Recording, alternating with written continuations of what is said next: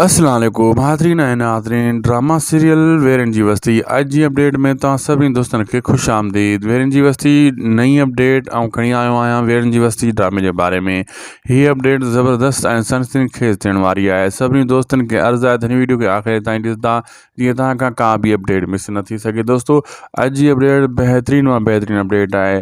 दोस्तों पहिरीं ॻाल्हि त मां ॿुधाईंदो हलां तफ़सील सां वीडियो मूं हिकिड़ी छॾी आहे शायदि को बिलाग यूट्यूब चैनल ते तव्हां अगरि तफ़सील वारी वीडियो ॾिसणु चाहियो था त उते वञी ॾिसी सघो था।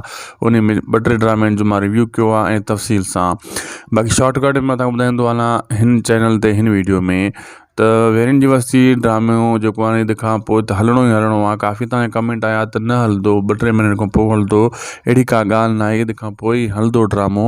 घणो अरसो हिनखे न लॻंदो पर हीउ ड्रामो बि ड्रामो आहे न दोस्तों। तमामु जल्द हीउ ड्रामो तव्हां ऐं असांजे आॾो अचण वारो आहे। हक़ीक़त पुछो वेरनि जी बस्ती वधि में वधि ईद जा हाणे वधि में 20-22 ॼणा बचा आहिनि।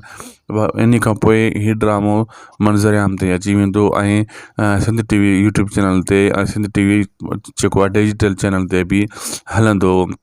ऐं हर ड्रामे जी पंहिंजी पंहिंजी जेको आहे दोस्तों हिकु खूबी हूंदी आहे, पर वेरनि जी बस्ती ड्रामो खूबियुनि जो बि खूबी मां हिकु ड्रामो आहे ऐं ज़बरदस्त बहितरीनु ड्रामो आहे। तव्हां इन शइ टेंशन न कयो त को हल्को फुल्को ड्रामो हूंदो। जॾहिं हीअं हलंदो तव्हांखे पुराणा ड्रामा बि विसरी वेंदा। असांखे ॾींदा इजाज़त। अल्लाह हाफ़िज़।